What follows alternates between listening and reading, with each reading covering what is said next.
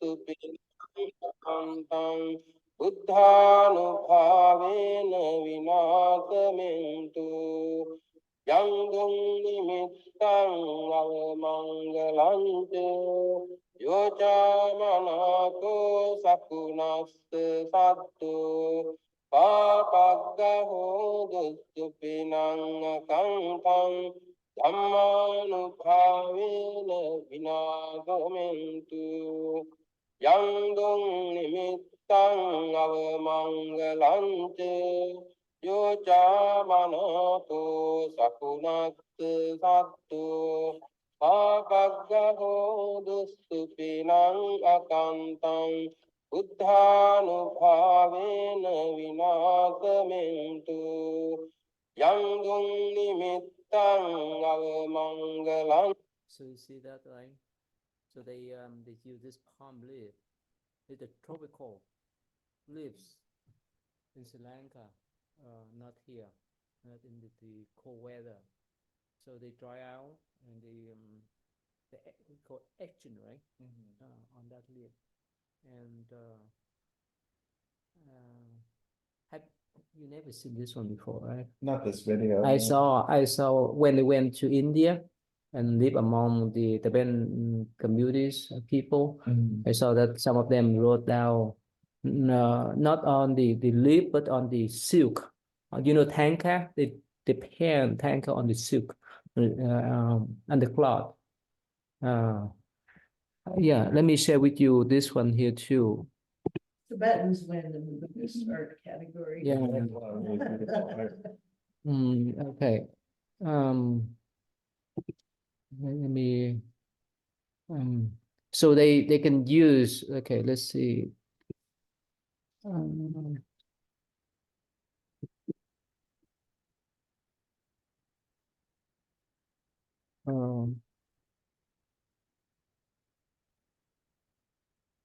Okay, here.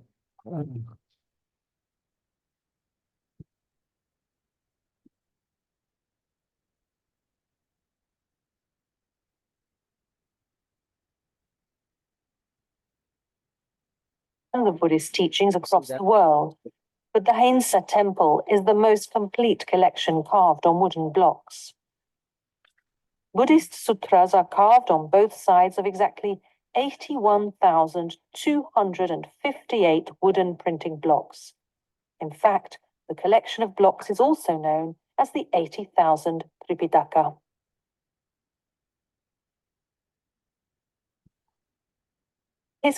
See that? I couldn't find the video clip that talk about how long they this one here. Get one. Let me find out. Anyway, so this type of what you call wooden block sutra. So they use the wood to write the Buddhist scripture, a character, a Chinese character on that clip. Let me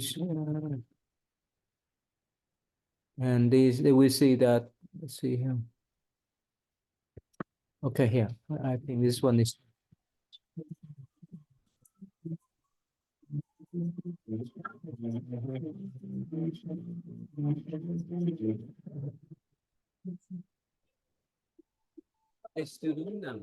Delicate strokes carved onto wood with ultimate precision. This is woodblock printing, an ancient printing technique that propelled human civilization. As Buddhism prevailed in China during the Tang Dynasty, there was a strong need to produce a large amount of Buddhist scriptures, and copying by hand couldn't meet the rising demand. Ancient Chinese craftsmen thus came up with a novel way to mass-produce printed works.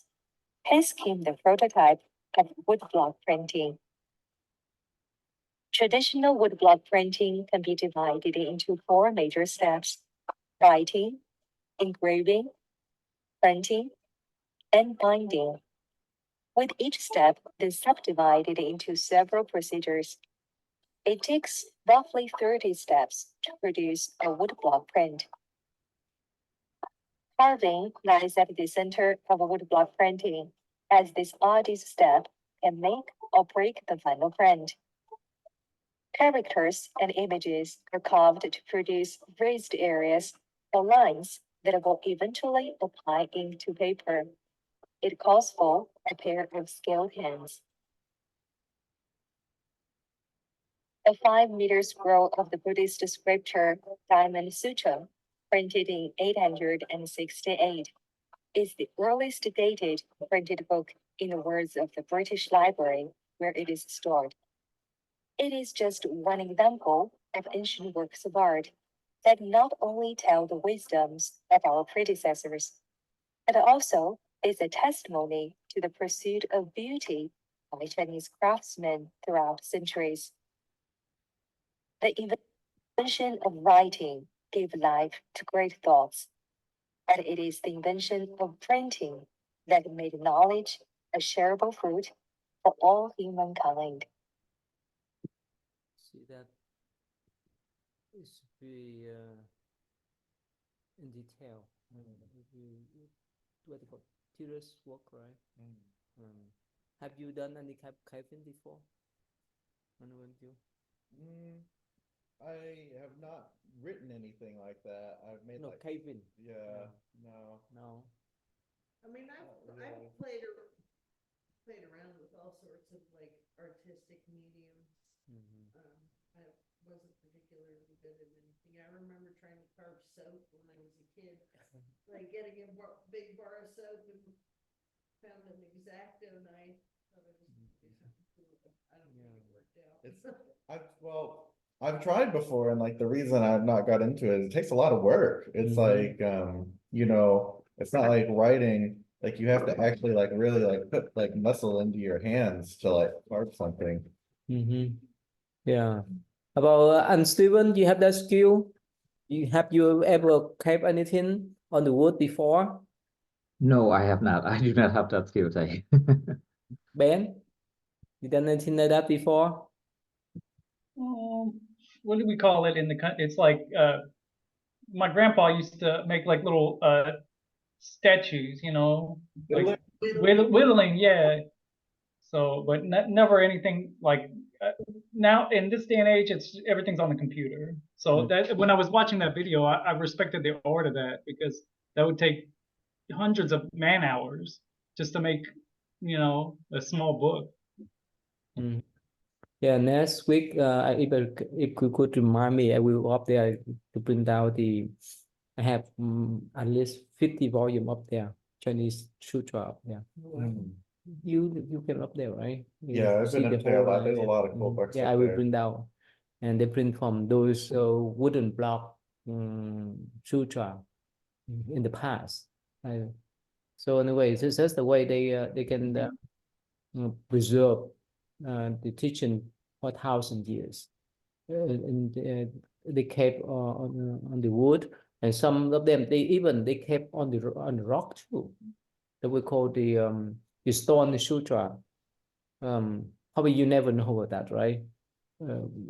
People in the past, they have all kind of skill and ways how to preserve the sutra there.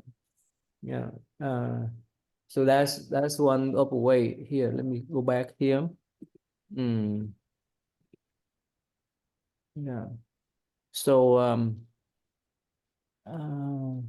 and the way they make the Buddha statue too, right? They make from the clay, from the wood, from copper, whichever material available, they could make those type of Buddha statue, as well as to record the Buddha teaching, especially the palm leaf in Sri Lanka. But in Tibet, they have, I think they use the silk to write out in the past, because this the cold weather. Yeah. And yeah. Okay, let's you want to read the last sentence? In India, can you see? Yeah. In India, archaeological evidence for devotion to Amitabha appears in the first 2 centuries CE. His name is mentioned in inscription and a number of stelae from northwest Pakistan, from ancient Gamura, show Amitabha flanked by devotees on small lotuses. You understand that?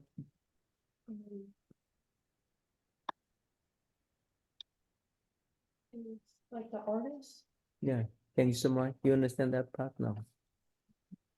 And he was like chased out of Pakistan. Yeah.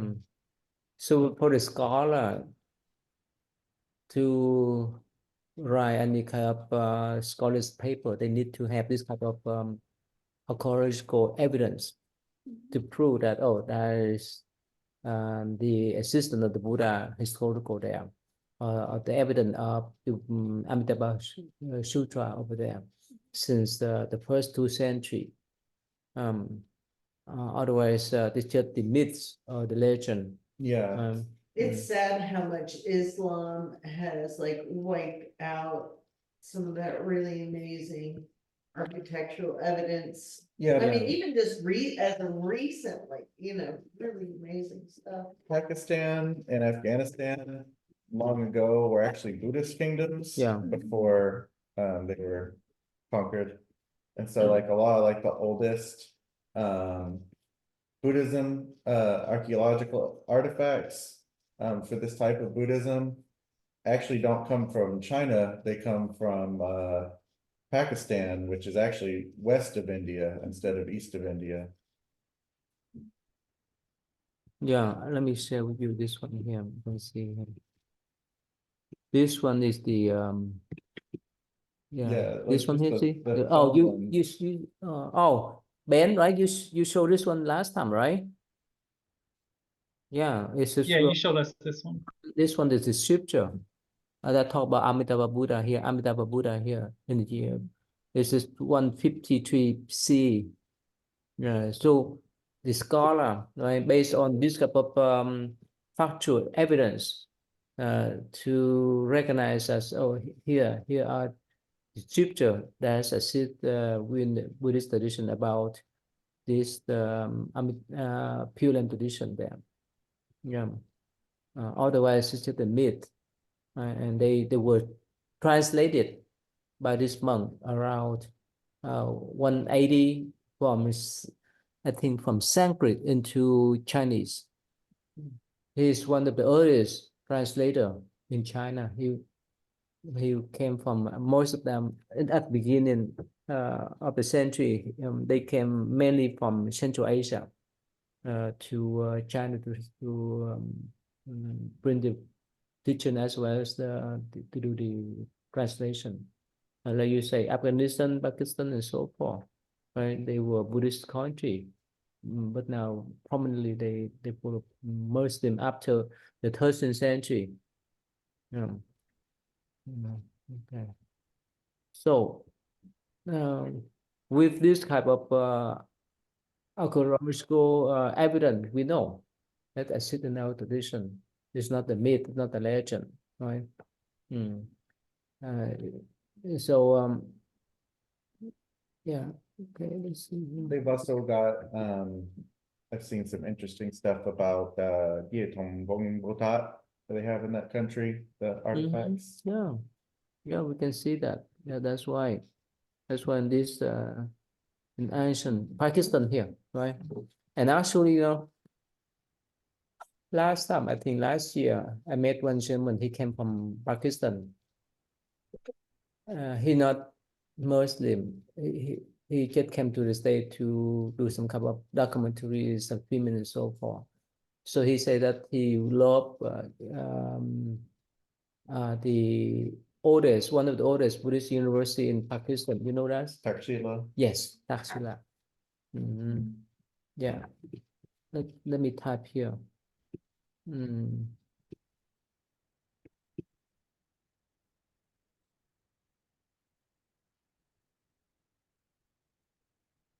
And he showed me the picture that where he went right here. Yeah, this is right here. See that this just the rock. Right. This is they still have some actually, yeah. This is the art, the Buddhist art that mingle with the Greek Yeah, art. You know why? because Alexander the Great came all the way up Mhm. there. Yeah, and remember we talked about the sutra at first. Remember the question of the king Minhinda. He was the first Greek king, first Buddhist Greek king. That's why he has a conversation with that monk. So as they say, according to him, he say that this they don't have the image of this is one is yeah, this one here.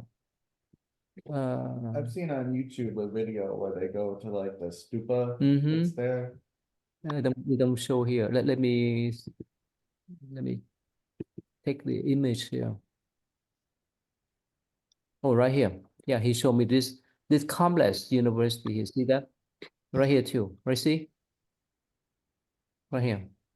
It's still there. That's the Buddhist site, but that's right here.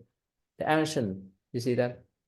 The Silla University, one of the earliest Buddhist university in India before Vietnam and Pakistan. Anyway, so those kind of archaeological evidence show the Buddhist spread to that area. Okay, so let's stop here today. Yeah, so I forgot to